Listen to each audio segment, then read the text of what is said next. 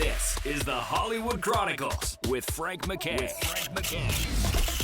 Tune in each week for exclusive interviews with your favorite celebrities.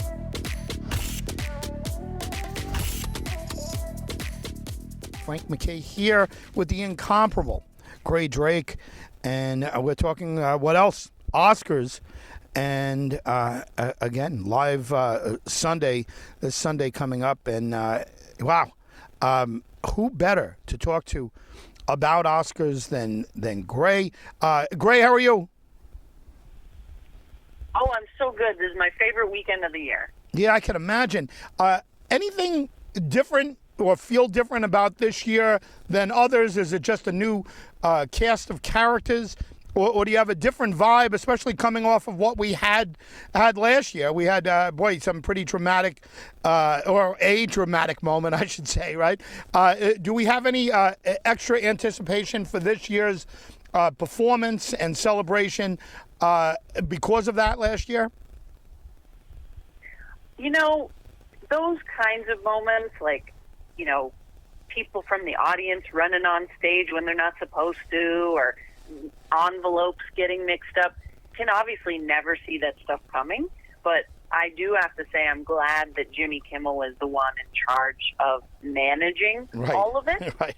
I think the Academy is praying for a normal, low-key ceremony, and I have to say, like, with all that we've been through in our lives in the past few years, I kind of am hoping the same. Like, I just want something boring I can just have on in the background, practically.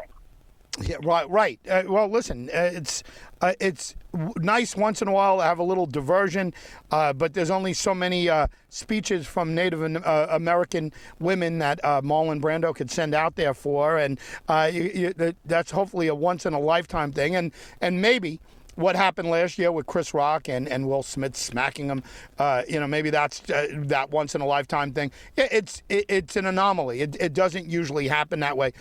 What are you looking at this year? I don't know if you want to make predictions or if you're going to make predictions, but what's your feel? Are you excited about the field? Yeah, I think that these nominees in the Best Picture category are great because we have some movies in there that I know people have seen, which always makes me excited. You got movies like Top Gun Maverick with Tom Cruise, the world's greatest movie star. Got a movie like Avatar that everyone all over the world is paid to see, probably twice, honestly. Yeah, right. And there's also Elvis. Now, did you catch Elvis this summer when it was out? Yep, and I thought he was terrific. I thought Austin Butler, right? I thought he was terrific, and he's up for one. Yep, he's got a great shot in the Best Actor category. The movie is amazing, and if you missed it, excuse me, I get so verklempt when I talk about this movie. It's streaming on HBO Max, and it's really worth the watch. It's pretty wild visually, but brings Elvis back to life. Great. When you first saw it over the summer, and again, you're terrific at what you do, and you're always thinking ahead, I assume, and you're probably always thinking when you see a film towards Oscars if it qualifies for that.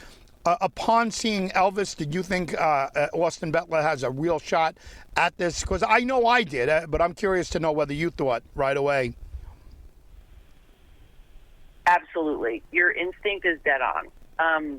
Sometimes the longer that you cover the Oscars, I've been in this game quite a while now, and you just sort of, your Oscar spidey sense starts tingling, and you see something and you go, God, I think that really has the ability to go to the distance. And Austin Butler had the deck stacked against him, creating, bringing back to life and resurrecting one of our greatest American superstars. And he did it so well that by the time the end of the movie rolled around and they started showing real footage of Elvis, I honest to God couldn't tell the difference.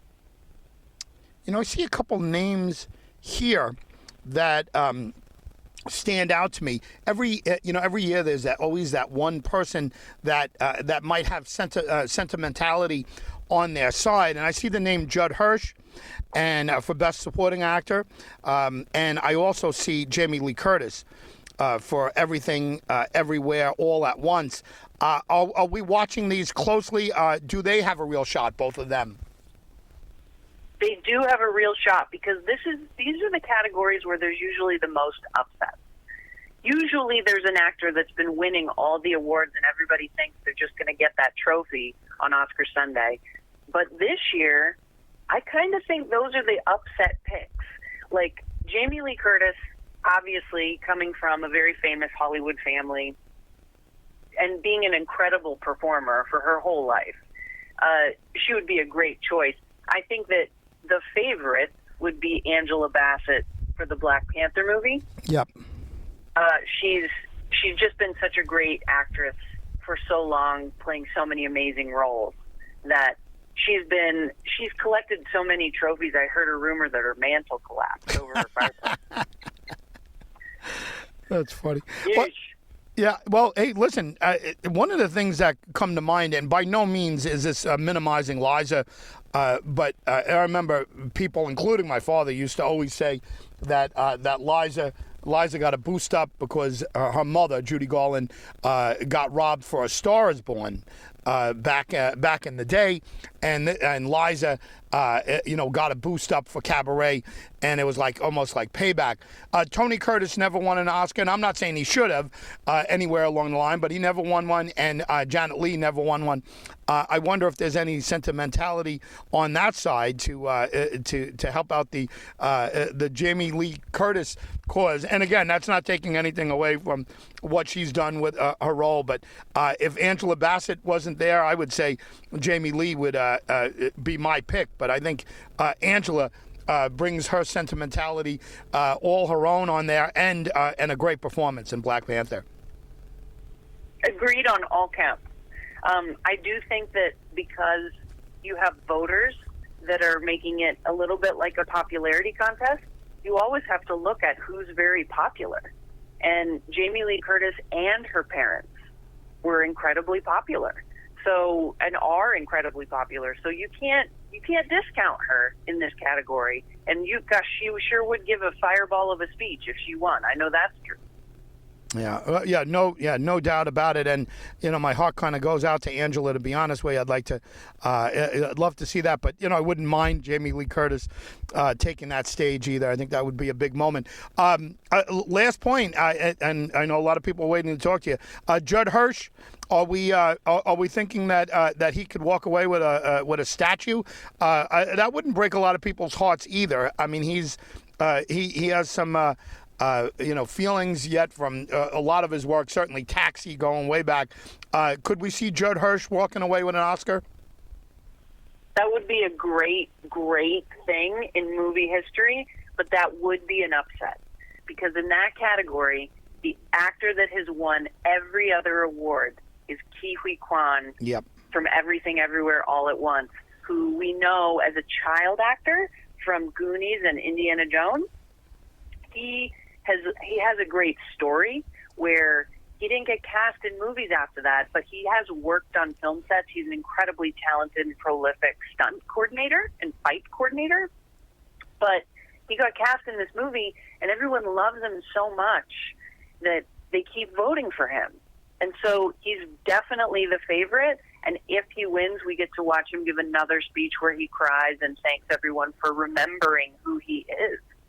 Yeah, I had him on my show twice right before the movie came out too. So I'm kind of cheering him on for selfish reasons because I imagine those will be replays and encores the interview. But a good guy and a great story there. But Judd Hirsch would also be a really nice story.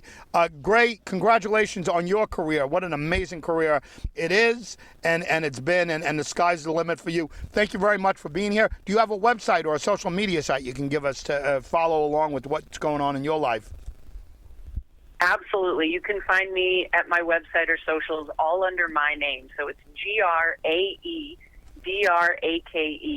And hit me up. We'll argue about movies. I actually get paid to do it. So.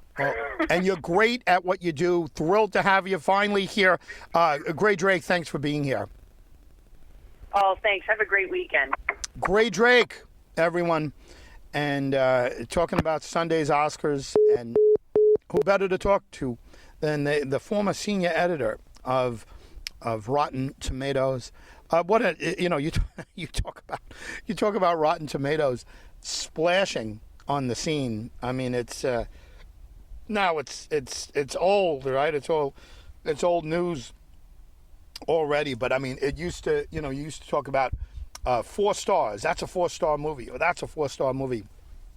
I remember reading Leonard Maltin's book, from front cover to back cover, and just skimming through and circling movies I'd want to see and all that. And I'd circle all the 4-star movies. And it's not 4-star movies anymore now. It's Rotten Tomatoes, right? Grae Drake had a lot to do with that. Former senior editor of Rotten Tomatoes, and they're great. They just do a great job over there. Former voice of Movie Phone, movie critic for the Los Angeles Fox 11, and contributed to Associated Press and so many others. Grae Drake is fantastic. Hey, look, Judd Hirsch would be interesting. Jamie Lee Curtis, who knows? Frank McKay signing off. We'll see you all next time. You've been listening to The Hollywood Chronicles with Frank McKay. Tune in next week for more celebrity interviews with your favorite Hollywood stars.